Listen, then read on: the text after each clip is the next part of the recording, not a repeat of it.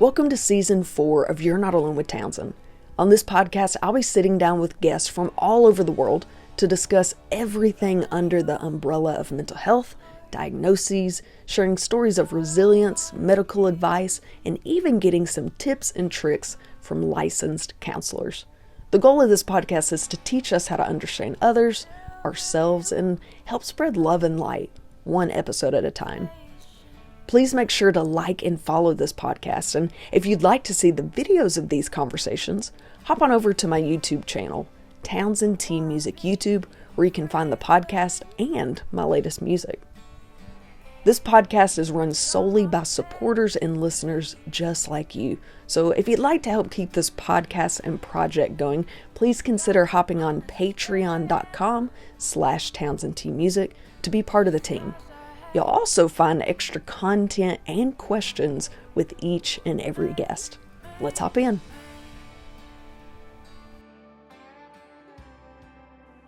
What is up, everybody? Welcome to this episode of You're Not Alone with Townsend. I saw this guy on social media. His story is amazing. He goes into a lot of detail about MS or multiple sclerosis. We've had this topic before, but this story is so much different. So I wanted to have him on here. And we were actually trying to find a time to get together on Zoom, and we were back and forth trying to figure it out. Turns out he is not from the United States. Sol, where did you say you were from? Llanelli in Wales. I'm not going to lie. That sounds like you accidentally said a bunch of letters. Yeah, Say that. Sounds like a sneeze. Sounds like a sneeze. It really does.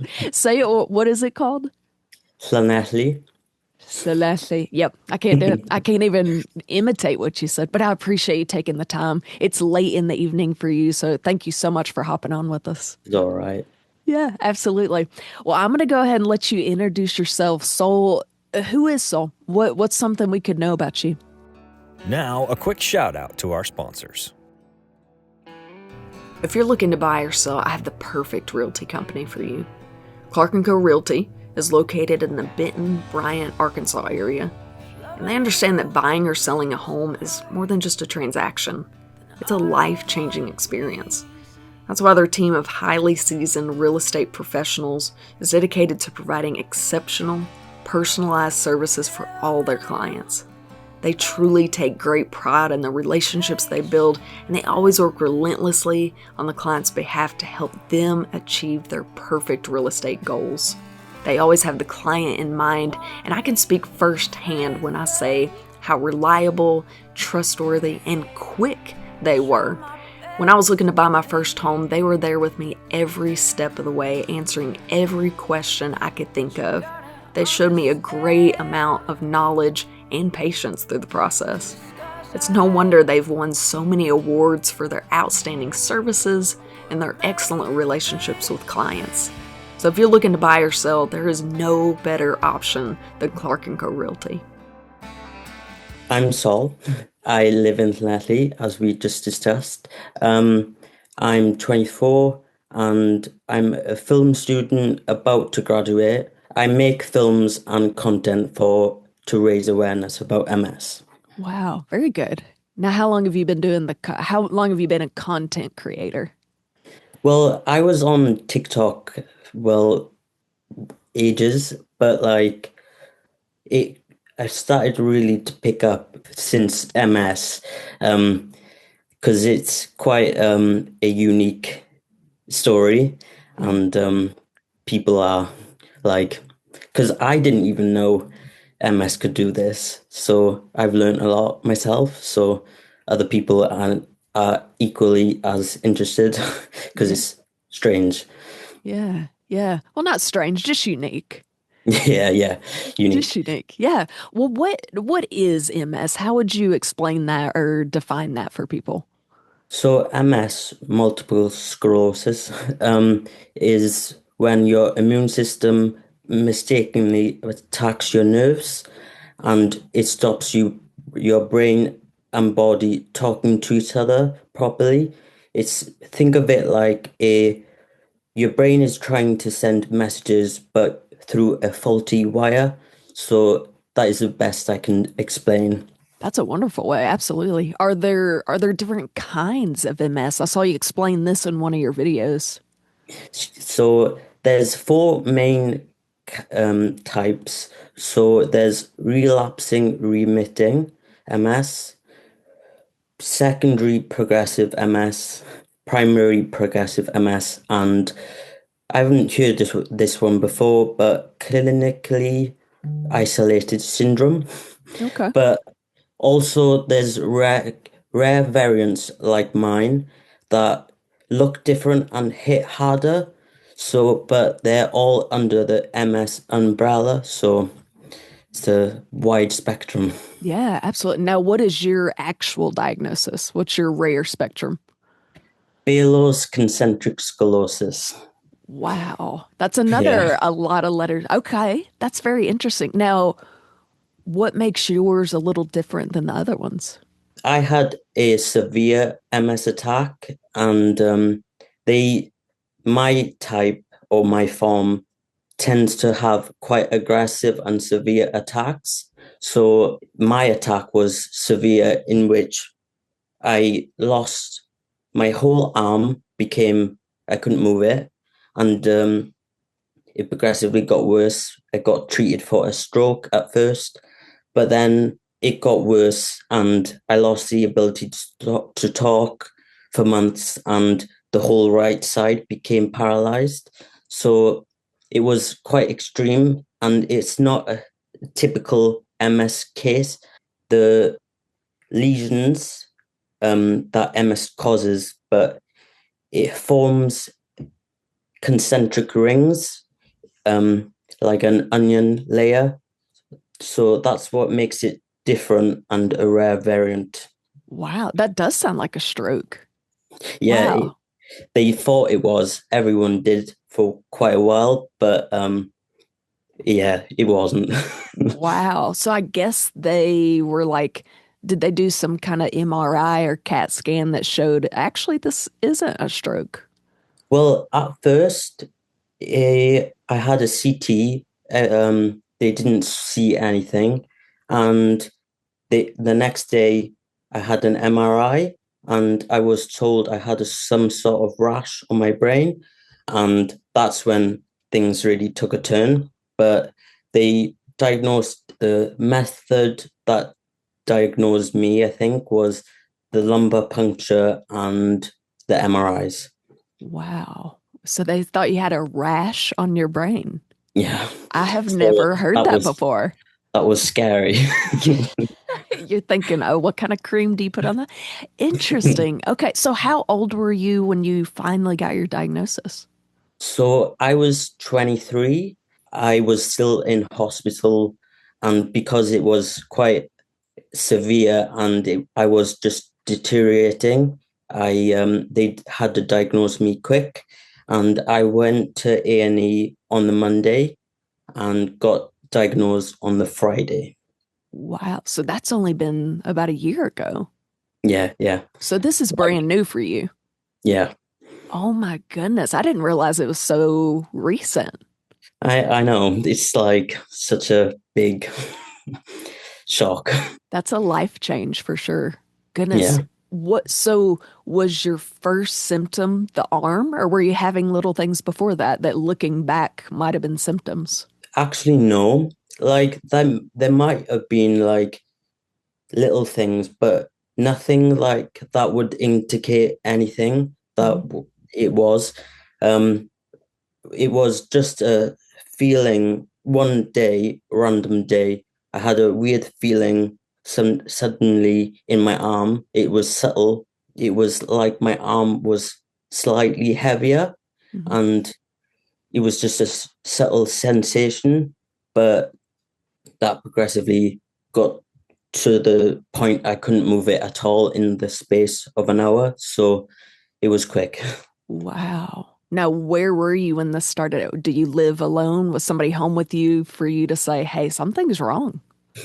Um, I was in university and doing my dissertation, and it was then when it happened, and I lived with my friends for my uni friends, and in a uni house, and it was just like that. My friend from the house took me to A&E and stayed with me, but that was the last day of normality. Wow. I bet so. Goodness gracious. Wow. Do is this hereditary or genetic? Do you know? So it's complicated, but I know there's like a genetic factor. MS isn't directly inherited, um, but genes can play a role. It usually happens with a combination of genetics or and em- environmental factors like low vitamin D, certain viruses, or smoking. So there's quite a lot. Yeah, absolutely. How do you know how common multiple sclerosis is? Well, I didn't know anything or anyone with MS, and ever since being diagnosed, so many people have MS. But it's estimated globally, worldwide, about 2.9 million have MS. So yeah, it's quite a Yeah, lot. quite a lot. Yeah, absolutely. I have met several people with this diagnosis, but it looks different for every person. I've met Yeah. someone with, the it comes and goes in waves, and I've met people where it's always pretty bad. They always have pretty bad symptoms. Is there a cure or anything to help slow the progress? So there's no cure yet, but there's treatment that can help slow the progression, help reduce relapses and manage symptoms. Like I'm on Tysabri, and that's been working really well for me so far. Yeah. Have you been going to therapy? Um, like I have a physiotherapist and occupational therapist that come to see me, and yeah, but they're reducing the times they see me now, so I'm getting better. Yeah, So very good. Absolutely. Now, I saw before all of this, you worked out quite a bit anyway. You were very fit. yeah, Yeah. I loved the gym, loved running, loved adventures. So this has been quite a shock Yeah, and I a bet it change. has. I bet it has been. What what does your future look like with having a diagnosis of MS? Do they talk to you about, hey, listen, a wheelchair is probably where you're going to be? Do they talk about you're going to forever have to have rehab? Have they had that conversation? Well, they don't know if, like, we were told that my type is like there's one attack and that's it. Like, there's one big attack and that's it. But that is like possible and not like we don't know because MS is so unpredictable and so individualized. So we don't know what we can expect, but what I do know is that my future looks bright, looks full, looks like lots of adventures, looks like doing exactly what I want to do and living, having experiences and enjoying. So that is how I see it. I love it. I love it.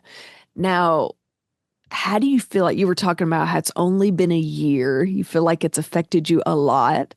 Yeah. Where do you notice the most difference? Like, is it walking, talking? Do you notice it every day changing so many things, or does it come in waves? So before my attack, I was like quite quick with humor. I used facial expressions, like not like funny faces, but used my face to go with humor. I was quite quick. It's a major difference because I this has forced me to be slow. Yeah. Do you have trouble walking day to day? Um, I have a splint and I use that to walk. I don't walk really far, but I do walk to the gym every day. So you have a splint. It's a little tougher than it used to be. Yeah, it's a lot A lot tougher than it tougher. used to be. Yeah. Because half of my body was paralyzed, but now partially paralyzed. Like I'm making it move, I'm adapting, adjusting, and finding new ways to do exercises, finding new ways to do what I want to do and work with my body rather than against it, really. Yeah. So, yeah, Absolutely. Now, do you have days that are worse than other days as far as definitely. symptoms? Yeah. Yeah. Fatigue plays a massive part. Um, the weather, if it's warm, I'll struggle to walk because my bad side is so heavy. And just if I've overdone it or like exerted myself either mentally or physically, I'll pay for it for the week. Yeah. Yeah. I had a gentleman on here not long ago that had a diagnosis of MS. He was about your age, and he said the same thing. He worked out every day, worked very hard, but he could tell if he overdid it a little bit, that's when Mm, his symptoms got a little worse. And his was if he got too hot, yeah. he would notice things flaring up a little bit. Now, you posted not long ago about how MS has changed the way you look. Yeah. Because I thought it was really important for people to know that there's other reasons as to why your appearance may change, and medication has a major impact on your body. The actual disease itself has an impact on your body. So much and so many factors have a role in your appearance, and it's important to like you're living and you're surviving, that's enough, and not to worry about I don't look like I did before. Yeah. I love that you pointed that out. I have so many people that I've heard talk about, oh, she's gained so much weight or he looks so different now. But I try to remind people so many things can play factors. And Yeah, maybe they're happier the way they are. Maybe they're on a new yeah, medication. Maybe they were skinny because they were not happy. Things just change, right? yeah, exactly. I love your story on social media, and I love that you're there to promote awareness and just keep people updated through your journey. I know that's not been easy. Yeah, but it's also been something I've had throughout my whole experience of this. Like in hospital, when I was well enough to have my phone, I began to document my journey.